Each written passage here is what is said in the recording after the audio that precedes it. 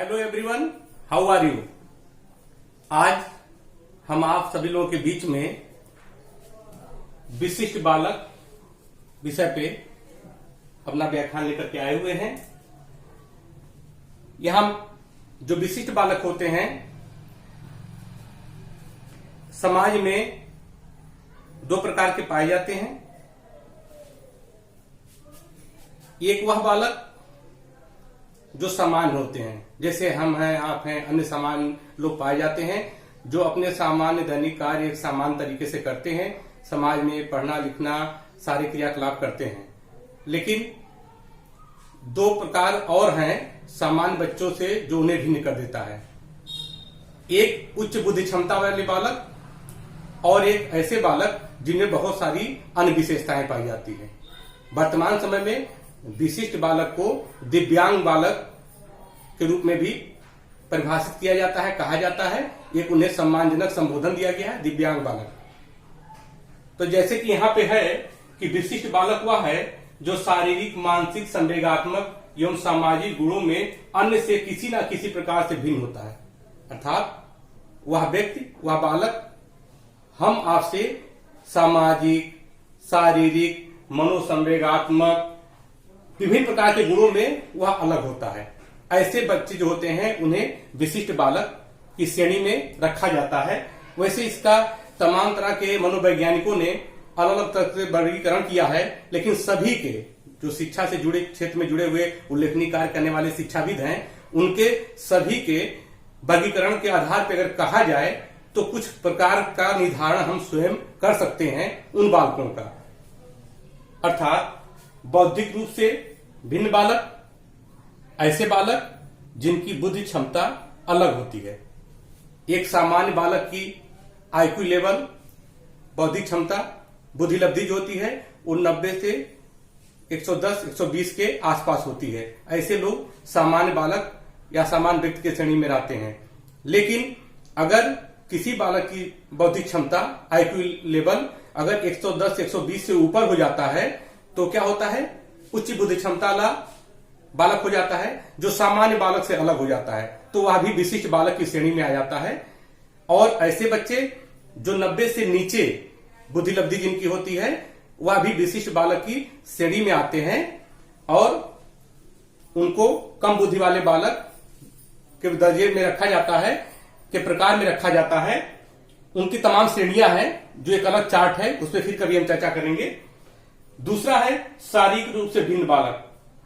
शारीरिक रूप से भिन्न का मतलब है दो प्रकार का है। एक जन्मजात शारीरिक रूप से भिन्न और एक क्या है, दुर्घटनावश शारीरिक दोष आ जाने के कारण जो भिन्नता आती है। जैसे आप देखते हैं कि जन्मजात रूप से बालक की सुनने की क्षमता नहीं होती है, बोलने की क्षमता नहीं होती है, दृष्टि नहीं होती है, दिखाई नहीं देता है, अन्य बहुत सारी शारीरिक हाथ पैर विसंगतियां आ जाती हैं।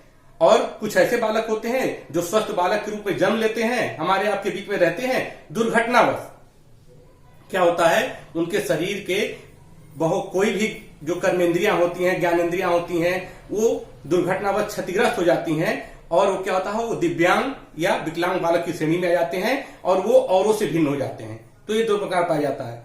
यहां हम उल्लेख करना चाहेंगे कि लुई ब्रेल की बात में करना चाहेंगे, जिन्होंने ब्रेल लिपि का आविष्कार किया। आपको बताना चाहूंगा कि वो जन्मजात दृष्टिहीन नहीं थे। उनके पिताजी उस समय के तीर बनाने का काम करते थे और तीर बनाते समय दुर्घटनावश उनके आंख में कोई उपकरण लग गया और धीरे धीरे उनकी दृष्टि जाती रही।